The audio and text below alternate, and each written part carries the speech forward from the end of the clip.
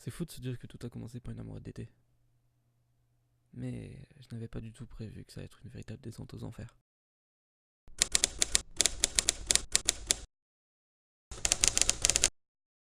Car oui, au fond, on était bien, toi et moi. Tu as été la meilleure relation que j'ai eue de toute ma vie, mais aussi la plus horrible. Ça a commencé par une simple relation sans prise de tête. On pensait pas que ça allait dépasser l'été, et pourtant si. Et c'est là que tous les problèmes commencèrent. Ta fierté était plus forte que tout. Tu n'aimes pas avoir tort, et là était le problème.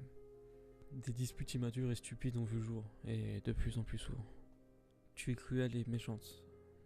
Mais le problème étant que tu étais aussi un ange. Telle une bipolarité, tu alternais entre les deux, parfois douce et attentionnée. Tu étais gentille, mais la plupart du temps. Mais je comprenais pas pourquoi j'étais encore là.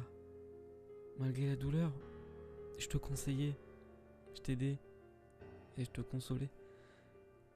Alors que quelques minutes avant, tu m'as marqué au fer rouge, au plus profond de mon être. Je comprends pas.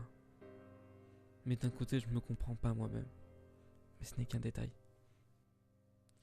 Tu déchaînais ta cruauté et ta méchanceté envers moi. Des matinées sans message, des accusations de tromperie à tout va. De l'humiliation gratuite sans parler du fait que tu rejetais toujours la faute sur moi. Car oui, pour toi c'était impossible d'avoir tort. N'hésitant pas à rompre à tout moment pour rien. Pour ta fierté. Tu t'es trop occupé à exposer ta vie et tes problèmes de couple sur les réseaux sociaux que de les régler entre nous. Et ça tous les jours, encore et encore, ça se répétait, des jours, des mois, et même une année complète. Au bout d'un moment, je me demandais pourquoi je reste là. À croire que pour toi, je n'étais qu'un objet de décoration, un truc que tu poses dans un coin pour faire beau et que tu regardais de temps en temps. J'étais là car tu manquais d'affection, pour te sentir importante aux yeux de quelqu'un. Tu m'utilisais pour avoir ta dose d'amour et d'affection, puis je n'existais plus. À croire que tu te foutais juste de ma gueule. À cause de mes putains de sentiments, je suis resté là malgré la souffrance et la douleur, malgré les larmes et le sang.